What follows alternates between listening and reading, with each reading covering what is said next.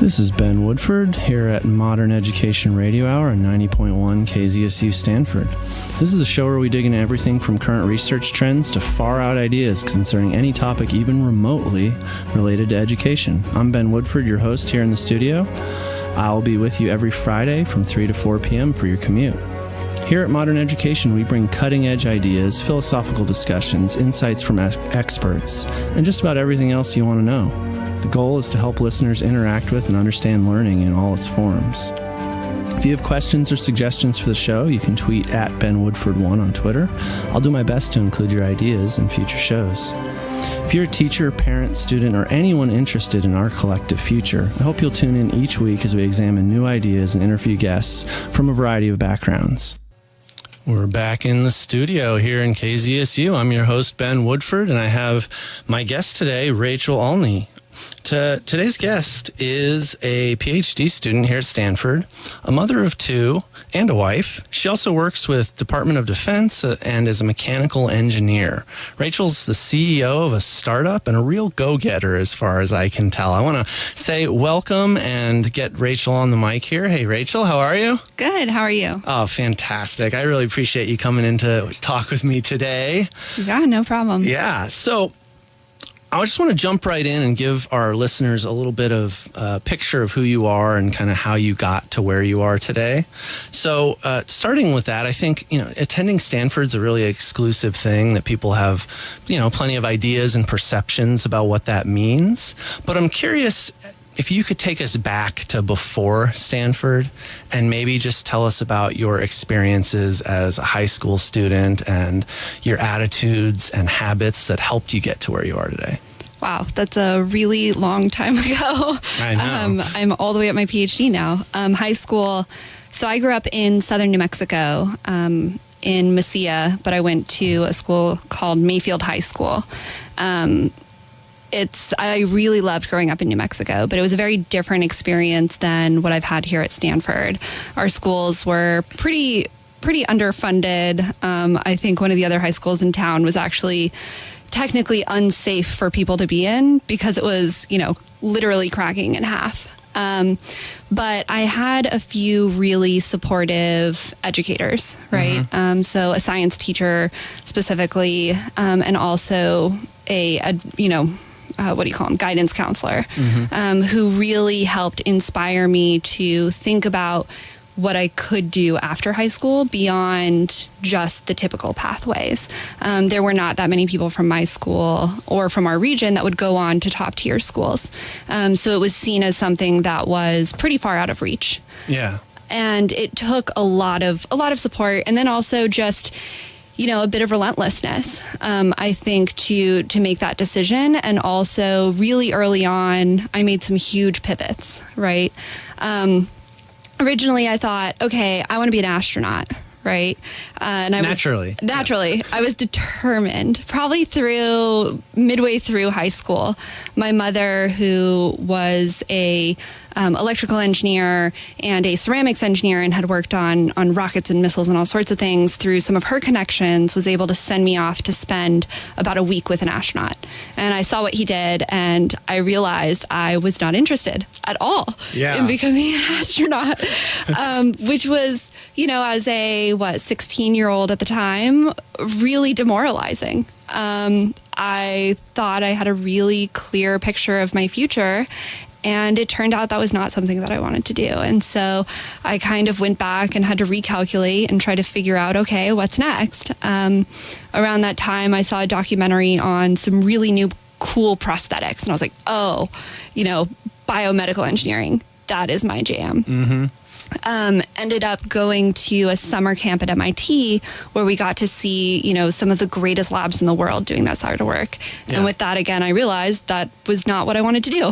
And so again, I was trying to figure it out. And around that time, I applied to, as many schools as I could. And, amazingly got into Stanford as well as some other schools, and decided to come here because there was flexibility that first year. Having been so determined to become a couple of things a couple of times and realized that they were not for me once I got into them, I wanted a school that really excelled in enough areas for me to continue exploring.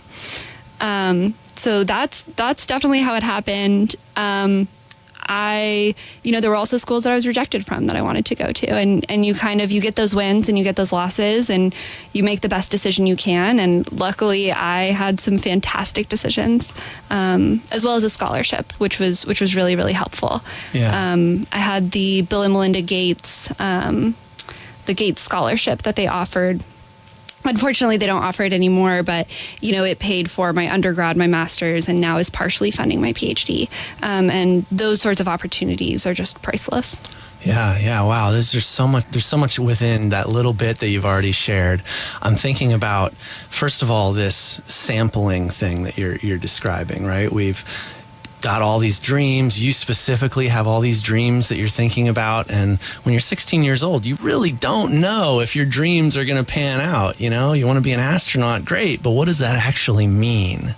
And it sounds like you had a unique opportunity because you were able to dig in and actually see what that meant. Right, to simulate it almost. Right, and that's a really important piece that I think a lot of people miss. You hear all these stories about people going to college and getting a degree and then end up working at Starbucks. And there's nothing wrong with working at Starbucks, but we generally don't need a degree to do that. And so it's this, this committing before we really know what we're committing to that seems to cost a lot of people money and time, years of their lives. Yeah. To do something they don't know necessarily if it's good. Absolutely. And what's really interesting is I ended up here at Stanford doing the product design program, which I think is incredibly valuable and a wonderful program.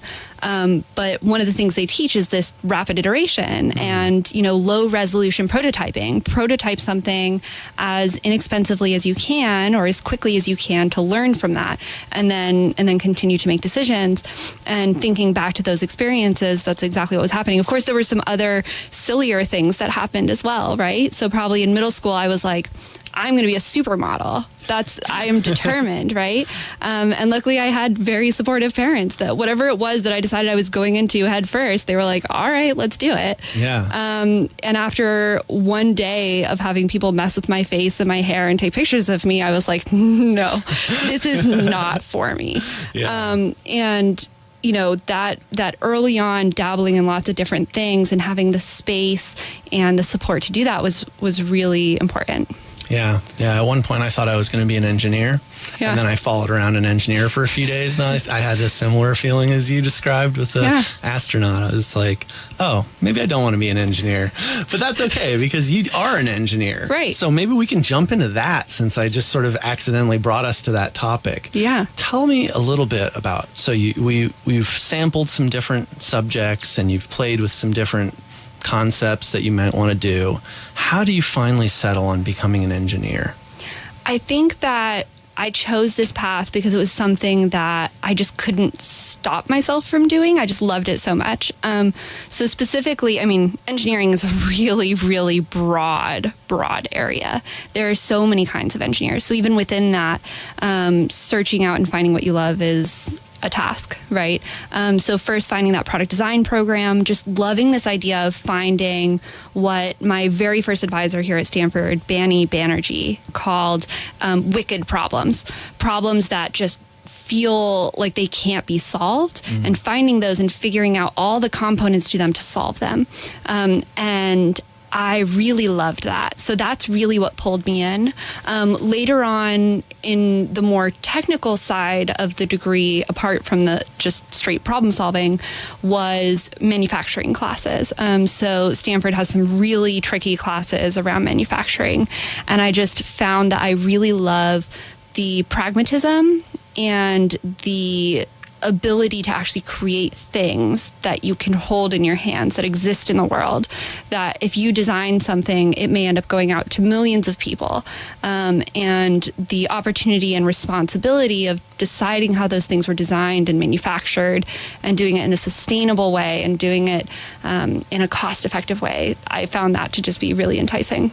Wow, yeah. So it really brought you into a place where you were digging in deeper and wanting to be there. Exactly. So you found your passion, it sounds like. Right, exactly. And, I think there are these little moments where you realize that you found it. As I was sitting on the stairs one day taking apart the vacuum because it was broken, and as I was taking it apart to clean something out, I'm sitting there and I found this part that had been injection molded.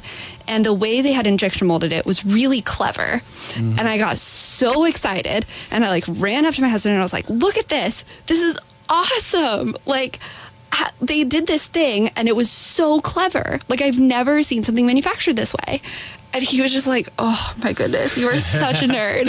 And I was like, I know, I love this, and I think to find a profession that gets you that gets you that excited is really, really ultimately the goal.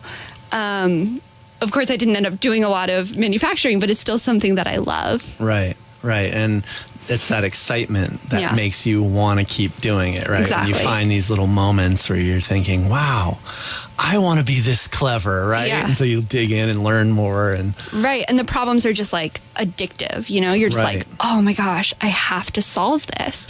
I heard this entrepreneur who made payroll management software once talking, and he was like, well, I was laying awake one night and I couldn't stop thinking about this one issue with payroll management.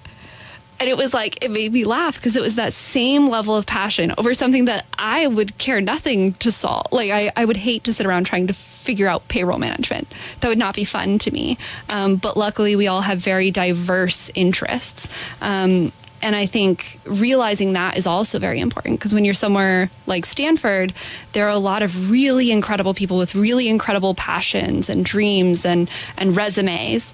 And you look around and sometimes your bias can be towards, oh, they're really excited about that thing. So maybe I should be excited about that thing. And maybe you should. And maybe their passion has ignited a passion in you, but also to realize that everybody has very different interests and that's such a good thing.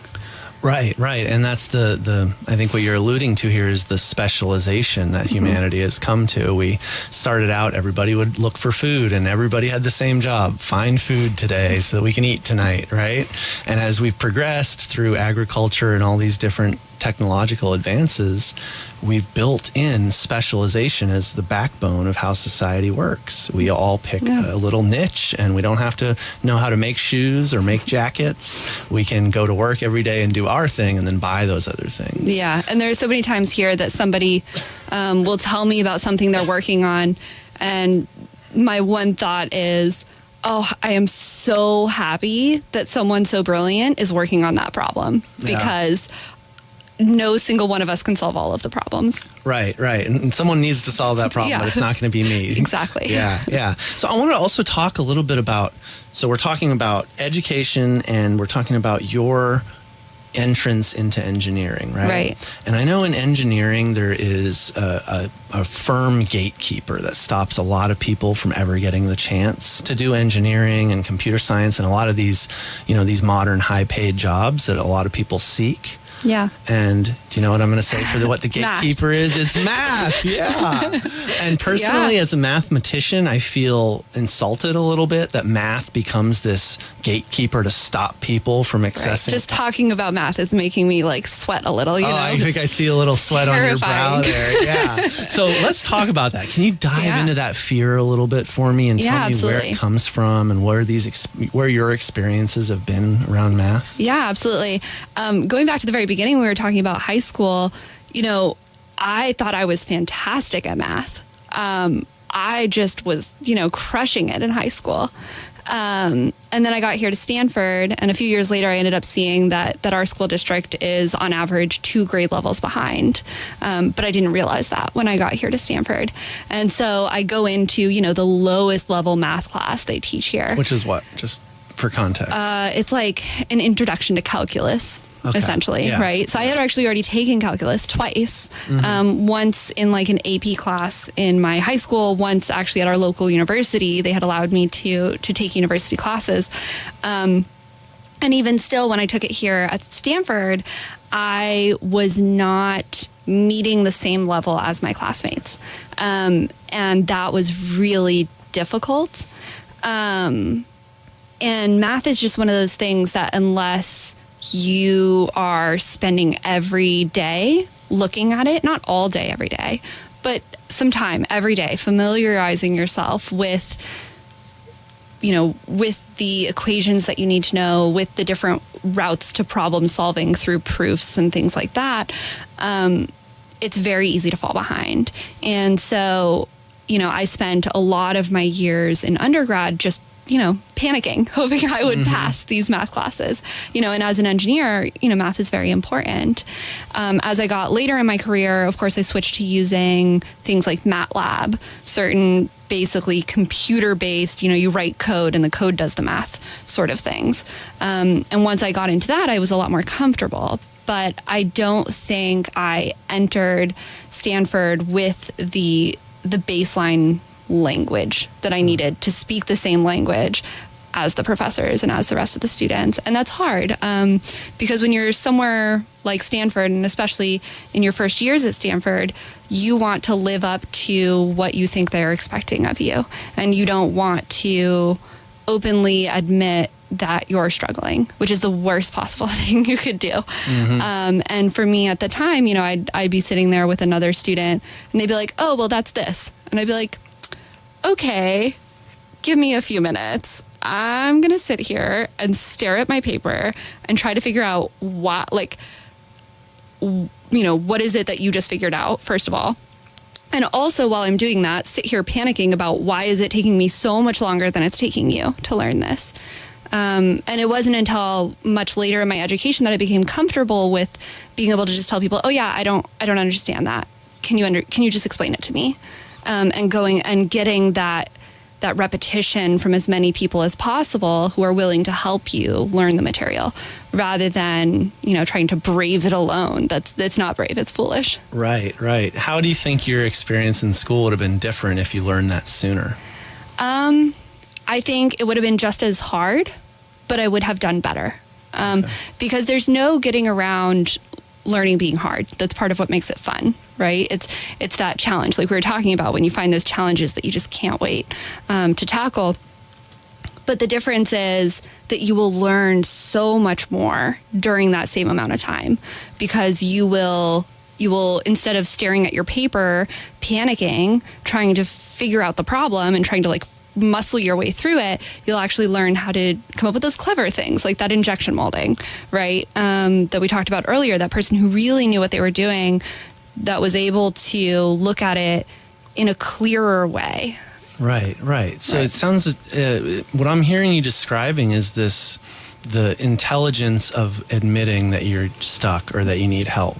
Yeah. And there's a lot of times people, teachers or parents want to just tell people, well, just buckle down and stop complaining and get it done, right? Right. And while there are times where that's relevant, right, if you already know how to do what you're doing and you already have a clear understanding of how to accomplish it, procrastination stops us and distractions stop us, but that's not the same as trying to learn something new. And I think you just gave a shiny gold nugget for our listeners here, which is ask for help. Stop being stubborn or trying to hide that you don't know, and instead... Or being too prideful. Yeah, let your pride go long enough to get the help you need, because it will make that same struggle more fun, more enjoyable. You'll have support from other people. Right. And that's huge. So as somebody who during my time at Stanford has always struggled with math, in the last math class that I took, I was writing a MATLAB code to solve something, and I finally cracked it. And it's so exciting to finally do those things. But you can't do them if you don't know what you're doing. And it's not to say that you can't try to work through them yourself, but it's just that, you shouldn't be beating yourself up for not knowing things that you just don't know. Now, if you don't know them because you're not studying or because you're not going to lecture or because you're not trying, there's a larger problem there around motivation. But if you are trying, that's the point where you need to start asking for help. Yeah, and so many students get to that point and then they throw their hands up and say, maybe this isn't for me. Right, or they think they're not good enough, right. Which is not at all true. It's just purely that you need a little bit of help, and that's totally fine. That is what your teachers are there for. That's what your TAs are there for. And they would love to help you. Most of them TA or teach that class because they love this subject and they would be excited to work through it with you. Right. Oh, that's such great advice. So thank you for sharing that. Yeah, no problem. Now, I also want to go back a little bit because you were talking about this. I think what you were alluding to is a little bit of the imposter syndrome when you first show up here. Yeah. And you're familiar with the term? Absolutely. Can you explain for the audience what your understanding of imposter syndrome is? Yeah. And then maybe some of your experiences dealing with that? Imposter syndrome is essentially feeling like an imposter. During the commencement or the is that what it's called? Commencement at the beginning of school? No, that's the end. I don't know. Whatever they call it at the beginning Orientation? I don't know. Whatever they call the speech at, when they welcome a new class, they told all of us, you're not here by mistake. You're meant to be here, right? But imposter syndrome is basically feeling like somehow you've ended up here. People think that you are capable of something or that you are something, but you're not. You feel like you're not good enough, that you're not going to live up to that. And I think, a little bit of stress around feeling like you're not going to live up to things is probably good. It can drive you harder, but too much of it is a really bad thing. I would say a tiny bit of it is good. A moderate to large amount is all bad. But feeling like an imposter is definitely something I think a lot more Stanford students feel than they would want to admit. Here we tend to also call it, well, it's a little bit different, but a second half to this is duck syndrome, which is essentially, because you have imposter syndrome, you want to look like a duck on the surface, very smooth and gliding along, but underneath the surface, you're treading as fast as you can to stay afloat. Mm-hmm. And a lot of students feel that here at Stanford. And everywhere and all over the place, I would imagine. I only can speak to here, but it's something a lot of people feel where it's like you have to have it together on the surface. And you're not willing to share your struggles outwardly because you don't feel that other people have those same struggles. And it's a major problem with undergraduates at Stanford and probably most students across the U.S. Yeah, absolutely. Is there a story maybe you can think of where you've either faced this and it's hurt you or faced this and how you overcame it to get what you needed? Let me think. Take your time. I'll just describe. She has a very thoughtful look on her face right now, probing her inner thoughts to try to figure out. I mean, so during my undergrad, I also had a little bit of an unusual circumstance in that I had my daughter with me here at Stanford at the time. And so I felt the need to not ask for any exceptions and to do everything exactly the same as the other students, despite the fact that I was a parent. I was one of the only parents as a Stanford undergrad. And, I was determined to turn in everything at the exact same time as the other students, in the exact same form, even. Like ridiculous standards where it was like, if I want to feel like I belong here, I need to look like everybody else. And I can't let anybody see how hard I'm struggling to keep up with this. So I know in one of my engineering classes, we had a large assignment that was due. And that same week I was traveling across the US to go visit my husband, who was in the military at the time. And I was panicking because I wasn't going to be able to turn in my assignment on time, and I didn't want to admit to the fact that I was struggling to meet this deadline, despite some pretty extraordinary other things happening in my life. And finally, at the end of the course, I made it happen. Despite everything else, I was like, I'm going to make this happen, at an extreme toll, right? Yeah. Probably didn't sleep for a couple days, probably, was so stressed beyond belief.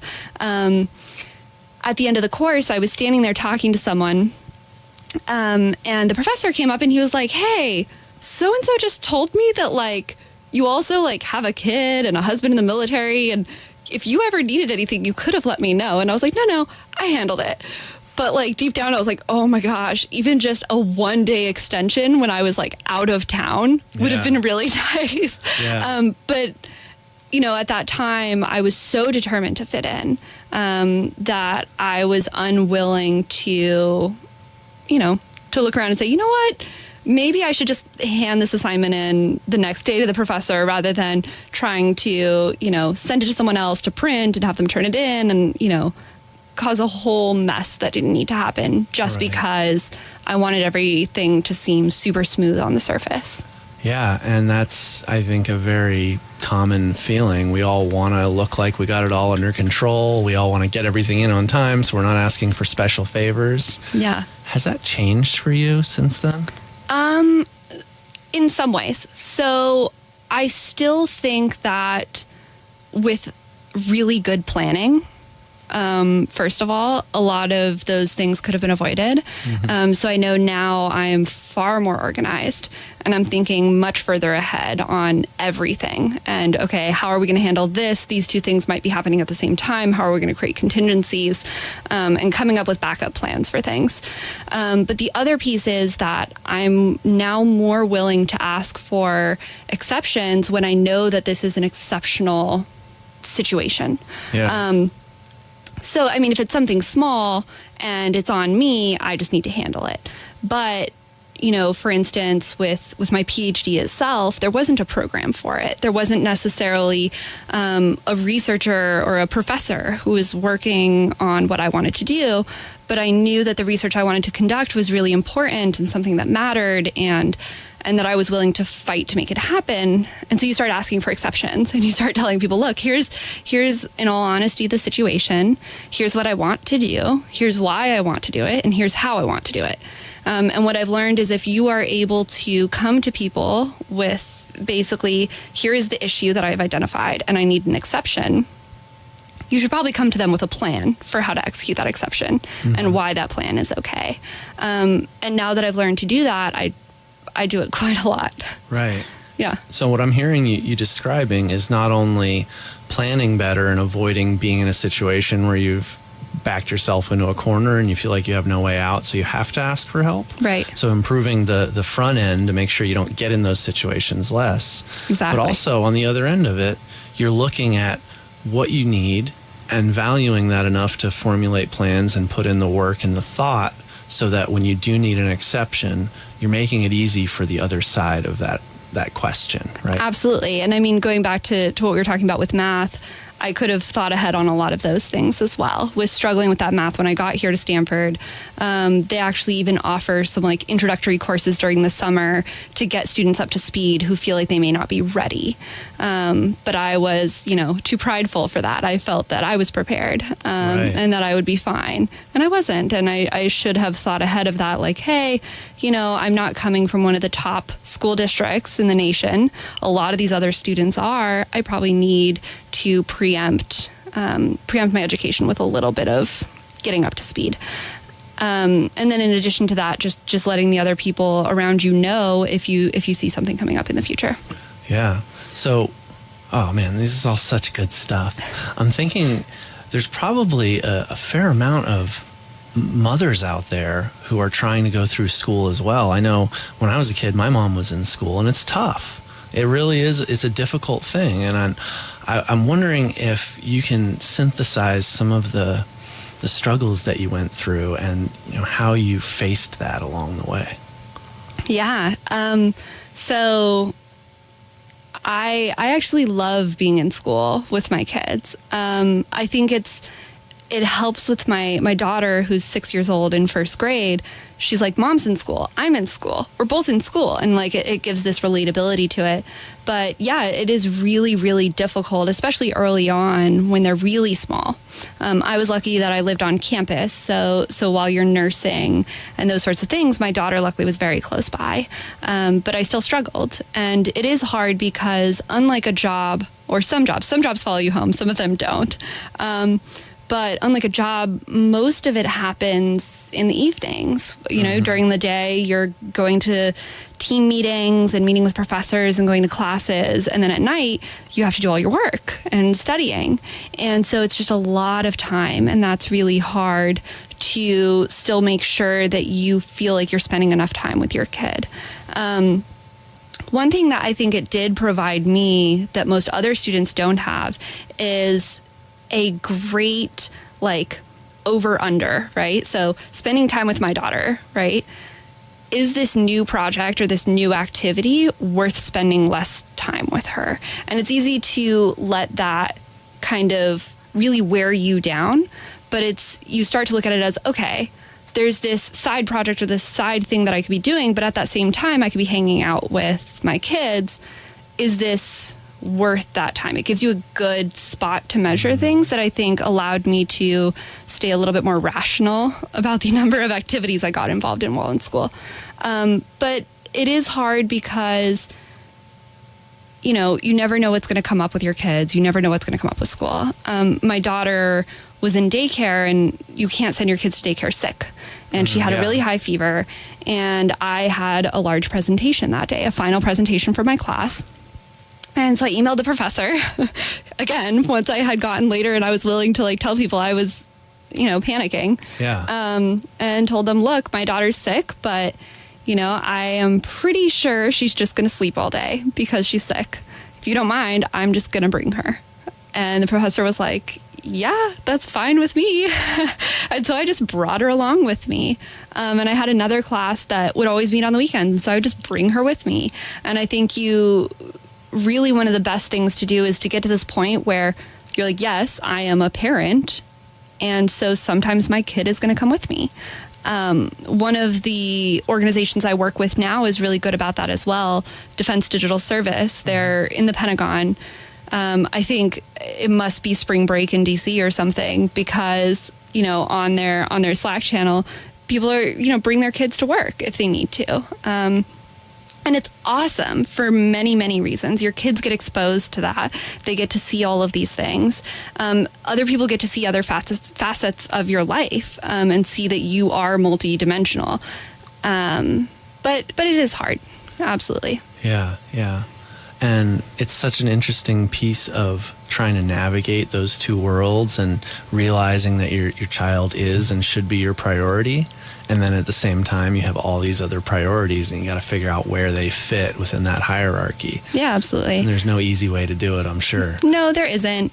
And I don't think that changes once you start working either. I think that you do have to realize that there are a lot, now that my daughter's in school, especially, there are a lot of people that are really good with kids. Like my daughter has had fantastic teachers. Yeah. And so I don't feel like I'm missing out on any of that time with her. When she was in daycare, she was with people with degrees in early childhood education. Like these people were expert at teaching young children and being with young children. I personally am not an expert at being with young children. Right. Like I love my daughter, but I'm probably not the best one to teach her how to do math, right? Like I don't know how children learn math. Right. I'm happy to sit there and do homework with her or play with her, whatever. But I think being willing to accept that you're not the only adult human in your child's life is okay. Yeah. And I think that gives you a lot more sanity. I'm lucky enough that, now that my husband's out of the Army, he's spending a lot of time with the kids and he is fantastic at teaching, my daughter how to read. He is incredibly patient, all of that. And some of us have that patience to do those things. I don't necessarily. Right. So I've never felt terribly bad about having other people be involved in her life and helping teach her and those sorts of things. Rachel, that's such a great point you're bringing up. And it's something that I've talked about with other guests on the show from different perspectives.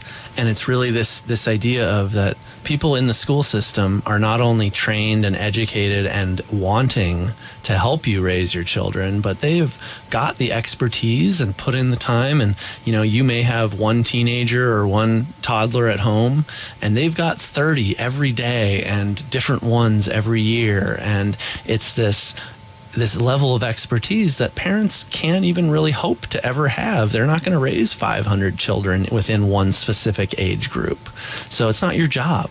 Right. And I think I've always tried to encourage, I used to be a high school teacher, and I always used to try to encourage parents that it's more important to take interest in what your kid is doing and do what you were just describing. You can sit with them, you can take interest in what they're doing at school, but you don't need to feel this deep pressure to know everything and be everything. Absolutely. I mean, if you think back to when I was doing those really quick iterations on what I was going to be when I grew up, my parents weren't getting overly involved in it. They were just supporting it however they could, right? They knew, okay, if she wants to go do this thing, she's probably we're not the expert at it. So let's find someone who is and let her experience that and experience this and, whatever. And just being there, but not getting overly intense about things. Like when my daughter was in kindergarten, there were so many, she's my eldest child. We have a 2-year-old as well, but she's, the first one going through each of these stages. And so there were a lot of times that I would go to her teacher and say, hey, so there's this thing happening. Mm-hmm. We are not sure what we think about it. Have you seen her, doing this or that in class? Or have you, whatever, all sorts of things, just all sorts of questions. And it's so funny because I think especially kindergarten teachers are so used to parents doing that, asking them for advice, saying, my daughter suddenly has become super stubborn about reading. Like, we know she could read and she's just not doing it. What do we do? And she would say, she's reading just fine in class. And I'd be like, oh, thank goodness, because I thought she had just literally forgotten to read. And she would say, she's reading just fine in class. I'm not worried about her. She's just being stubborn. Just, do it with her every day. But if she's really resistant, it's okay. And it was a phase and it ended. And now she's fantastic at reading. But there are so many times that those teachers know so much better. And to be honest, they see more of your kids sometimes than you do. They're with them all day. Yeah. Yeah, I'm remembering actually what you just described here sounds a lot like what you described for your own experience as a student, seeking out and asking and being humble enough to accept that I am not the expert at kindergarten reading phases or developmental processes, right? Right. And so you did the same thing in this other area of your life, and it sounds like it's worked out well as far as getting the input and guidance you need from the teachers. Absolutely. And in design thinking and in the product design program, they actually have a word for it. It's called beginner's mindset. It's about, being okay with the fact that you're a beginner at a lot of things and that's okay. Yeah. I've taught design thinking to the military, and in that case too, I've had to remind people, look, this is a new thing. You don't know what you're doing, and that's okay. It's okay to not know what you're doing. You don't have to know everything. There's no possible way for you to know everything. Yeah, and if you were an expert already, you'd be teaching the class instead of taking it. Exactly. Yeah, that's so good. So I want to think a little bit now. We've talked about your experience getting into and becoming taking ownership over your learning, your experience as being a parent. Now, I wanted to talk a little bit about your experience as being a woman in a STEM field, especially engineering, and what that's been like for you, some of the obstacles you may have come across and how you dealt with that. Do you have a story that can help us understand your view of yourself as taking the role of an engineer as a woman? Yeah, so I think I have a huge advantage here, right? My mother was a fantastic engineer. I grew up going to her lab, seeing, pieces of satellites and rockets and all sorts of things being made. And I think for me, it felt very natural to have women in engineering because I grew up around that. And as an adult, it really has not been that much of an issue for me, luckily. There have been a few times. What's really interesting is actually the way I'm going to tell this story is through something a bit different. So I did a study abroad in China, and when I first got there, people were looking at me all the time, and I was like, why is everybody looking at me? Because when you're you're not seeing you, Mm-hmm. And after I had been there a few months, I saw another another white person walking around, and I was like staring at them like, what is that person doing here? And I was like, oh, okay, now I get it. So I would say being a woman in engineering can be like that sometimes, in that I don't notice myself as a woman in engineering as much. I'm just an engineer, and I don't really think about my gender very often. I just do what I'm doing, and I know what I've shown up to do, and I do that. But then when I run across another woman engineer who's really incredible, I'm always like, oh man, a woman engineer. And I'm like so excited. But it's really interesting because then I understand, oh, that's why maybe other people are reacting to me that way. But I don't tend to think about it that much. And I think that really good schools have done a great job of trying to make sure that there is a good mix. And here you have that. And so I've never felt particularly outnumbered in my classes. And I think it's not been much of an issue, to be honest. Okay. Working in defense, so working with the DoD, a little bit more, just because there I'm even more unusual. That, demographic is almost all male in a lot of the places I work. And so there I'll notice more like, oh, okay. People are like, why is she here?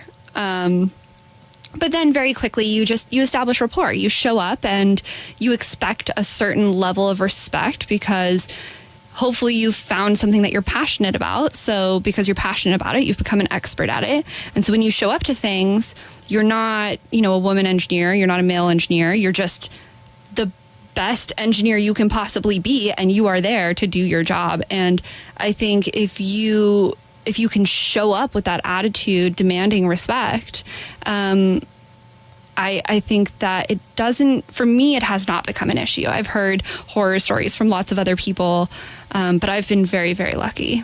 Yeah. So what I'm hearing is you have this identity of seeing yourself as an engineer, and that it's something that you've had lots of exposure to other people and other women that present themselves and carry themselves well within that field. So you've had a lot of time to become comfortable and just see yourself as who you are and see yourself as the best person for the job, regardless of gender or experience or anything like that. Exactly. Yeah. And I think that with my generation, especially, with my mother, she was like one of the only female engineers at her entire company. But with my generation, we have a lot more role models to look up to. And then the next generation, my daughter has even more women in every type of role that you can imagine to look up to as well. And there are a lot of women who are engineers and scientists who are doing a lot of work to make sure that there is material to help inspire young girls. So for instance, there's a woman named Emily Calandrelli, and she is a MIT, I think she's like an astrophysicist or aeroastro, I'm not sure, engineer, brilliant engineer. Yeah. And she went on to write a book series that basically displays young girls doing science and engineering in their daily lives as a passion. And those sorts of resources are so valuable for our kids, because my daughter reads that and she goes, oh, I understand what a hypothesis is, right? She understands like the basic language that she'll need to succeed in that. Same as we were talking about with math, it being a language. You need to be familiar with that language. And so those sorts of things help set them up for success and give them idols to look up to. Right. Yeah. I'm thinking something that's been really relevant in the news lately has been, we had two movies come out, the Black Panther movie and the Wonder Woman movie, which both created these superheroes that don't look like the normal white upper class superhero that we're used to seeing. And the amount of impact that had on women and African Americans and different people who just don't get to see those types of heroes in their lives every day. Yeah, absolutely. And so you had this, your mom sounds like a hero to me because she gave you this worldview of yourself that transcended the sort of male-dominated view of what engineering should look like, or has at least in the past looked like. Right. And I think also a view of how feeling out of place is totally fine, right? Like she was there and she felt fine, and basically everywhere I go now, in my research, in my work, I am almost never around people that are like me. And I think, like me in certain regards. In some regards they are. We have a lot of similar interests. But being comfortable there and just being like, okay, yeah, I'm different than all of you. And that is a valuable resource. It is great that I am different from all of you. and just embracing that difference, not necessarily trying to homogenize. But also, my daughter loved Hidden Figures. She thought that was great. That's such a good movie, yeah. She was like, wow, they're so good at math. And I was like, yeah, they are. I was like, well, I wish I could be that good at math. You could be. I could be. But it's about whether or not I'm extremely passionate about it, right? Right. Yeah, and everybody doesn't need to be a mathematician, even if I think they should, or even if I wish they would. It's okay. And it probably isn't best that they aren't. Yeah, exactly. Yeah. So, nice. My mom texted me. The word is convocation. That's the name for a speech at the beginning of a academic year. Phoning in a friend here. This is great. Convocation. Okay, yeah. So this is all such good stuff. I think you just became a superhero in my eyes, and you can be a model for so many people to do all the things that you're doing now. Yeah. I know you're also involved in business and Department of Defense and all these other things. Yeah. How does any person from any background get to a place where they have so many different varied interests and feel so, sure of themselves, or at least secure enough to chase these dreams, even if they seem bigger than us or our capacity as a person? I think that's exactly the reason to do them, right? I think one of the biggest things that drives my choosing of projects is finding things that I feel like are way more important than I am as an individual. So with each of those projects I've done, what drives them is the fact that this thing is so important and someone needs to do it. And there's nobody doing it, and so I will. And that's what you're talking about, that determination of deciding, fine, I can do this. And people, I think sometimes we paint this picture, and in movies, you see the montage where the person becomes determined and suddenly they can do it. Mm-hmm. But that's not how it happens. Not in a 2-minute music clip. No, unfortunately. It would be really nice. But even, with the projects I'm doing now, right? Mm-hmm. There's still always that question of, oh my gosh, can we do this? Is this actually possible? Right.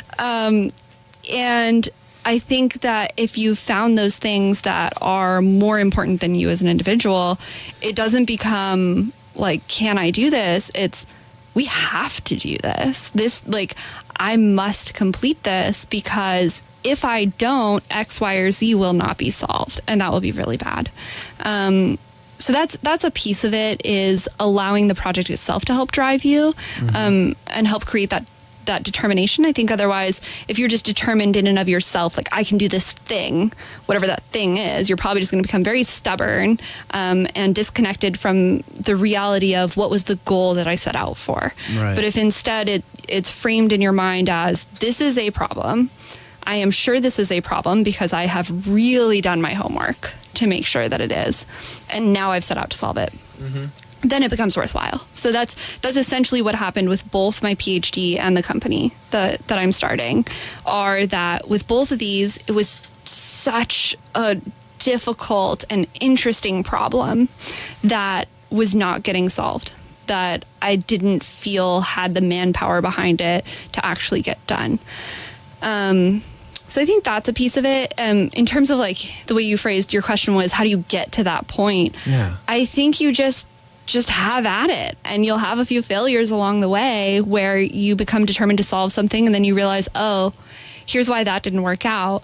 And then on each new round, you get smarter. I did a project a long time ago around a wearable light for pilots, for Black Hawk and other helicopter pilots. And the issue was that product was very military specific, and that company couldn't actually survive. Right.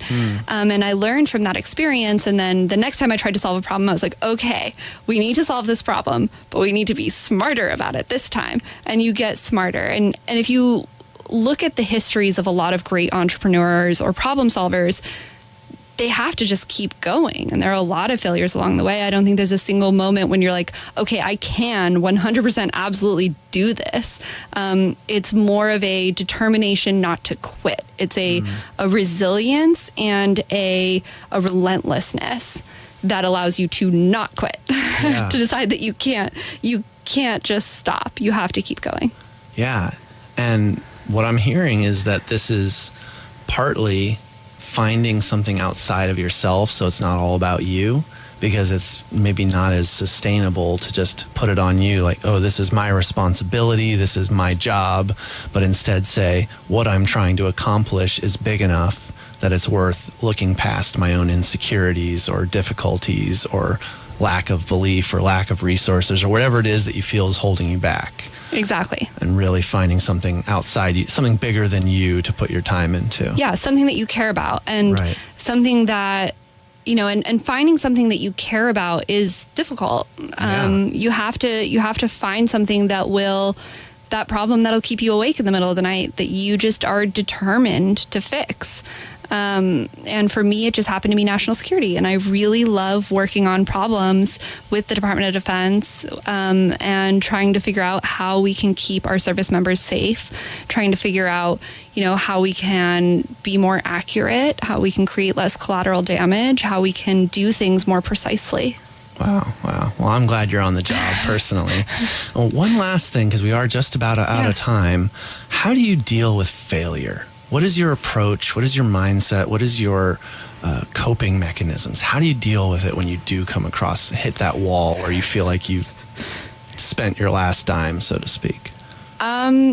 So what I would say is, a year ago, I realized that, yes, there are failures. So with my Ph.D., right, I was determined to work on this project, and I applied to one of the departments at Stanford, and I got rejected. Right? So that project failed. Right. In a lot of people's eyes, it's like, well, your program didn't get accepted, your research proposal, whatever. But again, if you're determined enough for that problem, you're just like, but this has to be done. Like, I care so much about this research, not, for my own delusional reasons, but because there will, myself, but a lot of other outside stakeholders care. You become determined enough to find a way to do it. There are times where you have to decide that something is done, and you're like, okay, we are pulling the plug on this one, right? Yeah. And when you do that, you've done everything that you can, and you've decided to make a rational decision. And at that point, I still don't think it's necessarily a failure. It's simply a determination that path is no longer worth the resources it would take to continue. But it is still hard, of course. And I think having a really supportive network, I think being able to be really open about these things, getting them off your chest, is really great. And I have a great family, my husband and the rest of my family as well. I'm probably on the phone with every single person in my family at least once a week. My dad and my mom and my sister and my brother and everybody. Yeah. And I'll just call them and be like, there's this thing and it's not going how I want it to. And I'll just vent that. And then I'll find a new way forward and I'll just keep going. So that's a big piece of it. Okay, so I'm on pins and needles here. You got rejected from this oh, yeah. proposal. I mean, then what happened next? I went out and I found other professors who were doing research that were similar and kept pitching it until I found one that was like, yeah, this is really cool. I would love to advise you. And I was like, great. Okay. So did you have to make some changes along the way, or is there some adaptation that happens still? There was a little bit. I mean, each professor has their own methodology or their own typical way of doing research. Mm-hmm. And if you're speaking to them in a language that they don't understand, it doesn't work, right? Right. So originally my research was framed very much around the organizations themselves. And that would have fit in more of an organizational type department. Yeah. But then I ended up at the Center for Design Research, which actually researches groups that are doing engineering. That has a slightly different spin, but it can still complete the same mission that I wanted, which was essentially looking at cyber capability development groups and looking at what makes them successful at actually creating new technologies. Yeah. What are those inputs? And there's a lot of research around design teams of how you create great design teams. So of course you have to adapt it a little bit. You have to be a little bit flexible. But ultimately it still served to complete the mission that I cared about, which was how can I help, Army Cyber Command and the U.S. military understand how to create new capabilities. Yeah. So glad there's a happy ending. It turned doesn't out. always have to be a happy ending, but us as Americans, we like that. The scary part about realizing that, though, is realizing that you're no longer allowed to just like accept defeat. Like, yeah. Once you realize that if you're determined enough, you can get it done, you now have no excuse to not get it done, which is also a terrifying thing to realize. Yeah, and it's such a beautiful way for us to leave off for today. Rachel Olney, thank you for coming in today and sharing your insights and your experiences. This has been enlightening to me and hopefully to the listeners as well. I'm sure they've gotten a lot out of this. You're an amazing guest, amazing human being. You got a lot going for you, and I'm sure you don't need me to wish you luck, but I still wish you the best of luck with everything you do. Thanks, Ben. Thank you. So thank you for tuning in to Modern Education, and this has been another broadcast here at KZSU 90.1 Stanford. We are going to play out the last couple minutes of the hour, and thank you again one more time. This is Modern Education on KZSU Stanford Radio.